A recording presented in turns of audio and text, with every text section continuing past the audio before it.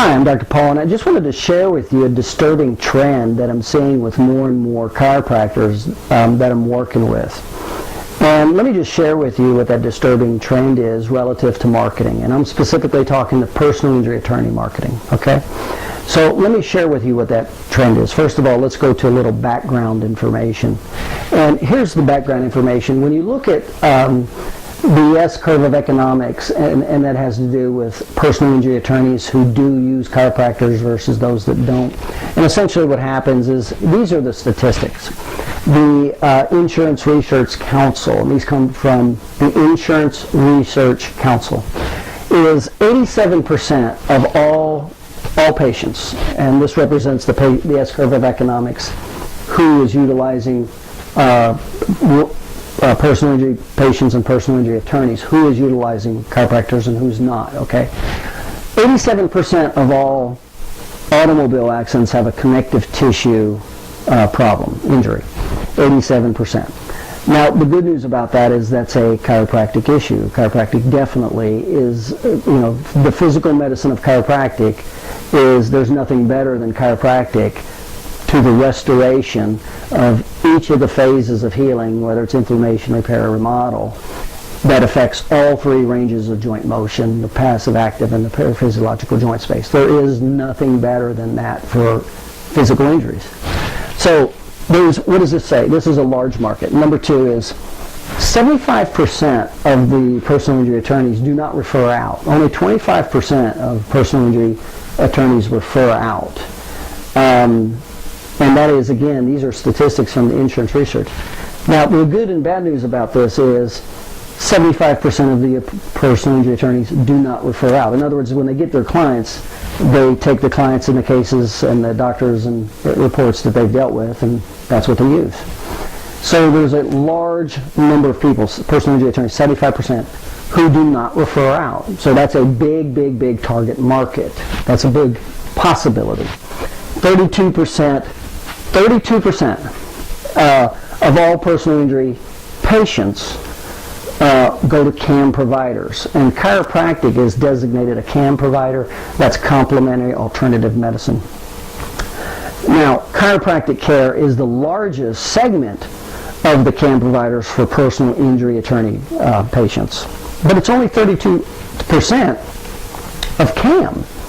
So my point in saying that also is, so many chiropractors that I talk to think that 90% of the personal injury patients go see chiropractors, and that's not the case at all. That's just a paradigm issue. That's a perception and a belief, and that alone stops them from ever seeing any opportunity. So those are the statistics, but here's the bad news, is the 25% of the attorneys who do refer out, they do have a perceived need. In other words, so that business, they are looking, and the number one factor of where they send that business to is location, because that's the number one factor that will destroy the case, is when the client, whether he lives or works, can't keep his appointment. So over on the left side, you got the advertising. On the right side, you got this huge amount of personal injury attorneys, 75%. Of their cases, 87% of them are soft tissue. They don't refer out. They have soft tissue injuries. And 68% do not go to CAM providers. That's how big this market is right here. That's the statistics. Now, here's the problem, is advertising will get the people, the personal injury attorneys who already have a perceived need. So that's from advertising. And the advertising formula is, again, dealing with demographics, psychographics, geographic, psychographic barriers, vehicles of delivery, unique sales position, need analysis, problem solution, why you offer, deadline. So that's the advertising formula, okay? Now over here, this is not advertising over here, this is sales. There's no perceived need over here. And this is where I'm seeing a disturbing trend with a lot of the chiropractors that I talk to, and here's what it is what gets these people to act, for you to get their business over here, that's educational sales, it's not advertising. And it's a total different formula. See, over here we explain the advertising formula. Over here, you still have demographics, psychographics, geographics, psychographic barriers, vehicle delivery. These things are still important in sales. But the most important thing in sales that applies that's not in advertising is this right here. You have to be able to take somebody through three phases of awareness to establish need. You got to get them through the admit, consequences, and personalization phase. And it's a relationship between establishing need versus minimizing obstacles that gets the person to act. And here's the disturbing trend is the need, there's a pleasure-based need and a pain-based need, and over 80% of everything we do in life is based on avoiding pain, and personal injury attorneys are no different. They're just the same way. They're in a state of unconscious incompetence. Right here, you see, if they had a perceived need, and if it was high enough, would they not be referring and looking for chiropractors to take care of the abundance of their pain? Yeah, they would. But they're in a state of unconscious incompetence. They don't have a perceived need. So the advertising won't do that. You need sales, because sales and knowing how to do sales takes them through the three phases: admit, consequences, and personalization. So here's the disturbing trend: is it has to be a pain-based need, not a pleasure-based, number one, and you'd rather it be a primary pain-based need versus a secondary or tertiary. So here's the example. Let's say over here, when you're marketing to attorneys, and this is what I'm seeing, is the chiropractors, they don't know this formula or how to apply it, and that's what this whole series is that I'm putting together, audio, visual, etc., is what they'll do. And how to sell these people is to eliminate a primary need. Now, a secondary need would be good, and definitely if it's a need that hurts, if it's hurting them. And there's three primary needs with attorneys: loss of money, making money, and saving time. Those are the three. Those are all primary, not secondary. Okay. And so it helps if you solve a secondary need also, or a tertiary, but you certainly don't want to go into pleasure-based communication or sales. And so here's what happens. So these are the need categories, and they're different from the service categories. And you cannot intermingle service versus need. You see, if there's no perceived need, none of the services matter. And the top factors when there's a perceived need that the personal injury attorneys want are this. Number one is location, because that's the number one that's going to hurt the case. So they need a provider in the geographic area of where their patients are coming from. Number two is transportation. The very first question personal injury attorneys get from a client is, how can I get my car fixed quick or get transportation? So it really helps. You help solve this is a service category. Remember, if he doesn't think he needs your services, if there's not a need, he doesn't care if you have transportation or not, and he doesn't care where you're at. So there's a difference between service and need, and you have to be careful and you have to be knowledgeable to separate these in the marketing message. The third one is financial drivers. They want to make sure all the reports that they get are maximized out with the different providers, and you're covering all the financial drivers and the objective findings and all that stuff. So they're like a folder full of all the good documentation for the financial drivers. They would like for you to work with them relative to the bill. They're looking, that's important also. They definitely like timely reports, and they don't want to have to keep calling back for reports. And the last one is when they call to get through. It's nice if that's a service category. By the way, the order of these service categories, this is the order from high service category to low service category. Your location is more important than you taking a phone call. The transportation is more important than timely reports. You see, so these are important in this order. But they're service categories. They are not need categories, okay? Need categories are like if you can establish to the personal injury attorney how he's easily losing $100,000 a year. That's a need. That's a primary need. It's not a secondary need, okay?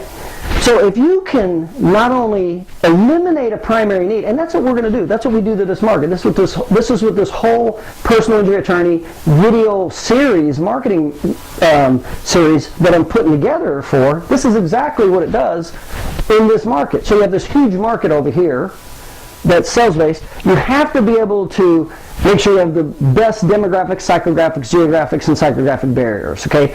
You make sure you have the optimal vehicle delivery. So make sure those 4 categories are optimal for your list, your marketing list. Once you get it, the message has to be a primary need. Now this is typically an unconscious incompetent state. So you have to be able to take something he's not even aware of. And most of the chiropractors I work with aren't even aware of this. So you have to be able to establish, and remember, you got to take them through 3 psychological phases: admit, consequences, and purge. The consequences are these: that it's a primary need and it's big and it hurts. And he didn't know that until you pointed it out and got him to admit it. That's called sales, okay? Now here's the big problem that I'm seeing. This is how you tap into that market. The problem I'm seeing overwhelmingly with so many chiropractors is they're basing their marketing on things like this. Buying them tickets to the hockey and ball games. Buying them dinners. Strippers. I've heard strippers. The chiropractors are buying their attorneys strippers. Sending them flowers and gift boxes and things like this, okay? That's a disturbing trend. And here's why. Now, if you don't know any better, then that's last resort. But there's a couple reasons why. Number one is, if your total marketing message is based, how strong is that? How strong is the marketing of buying them tickets? How strong and deep is that relationship as opposed to solving a primary need? Let me ask you, what would be more important to that attorney? You showing him something he didn't know before, how he's easily losing $100,000 a year, or you giving him tickets to the ball game? Okay, see, that's the difference between a pain-based need, primary need, versus a superficial, pleasure-based product or service. There's literally no competition. Here's the other big problem with this, is anybody can do this. So you will get beat out by the next guy that gives them 2 tickets, or 2 dinners, or 2 strippers, okay? So be aware that if this is the angle you take, this is a very, very weak marketing message, most of the time not really very effective, costly, and they will easily move you aside for the guy who's willing to give them a little more.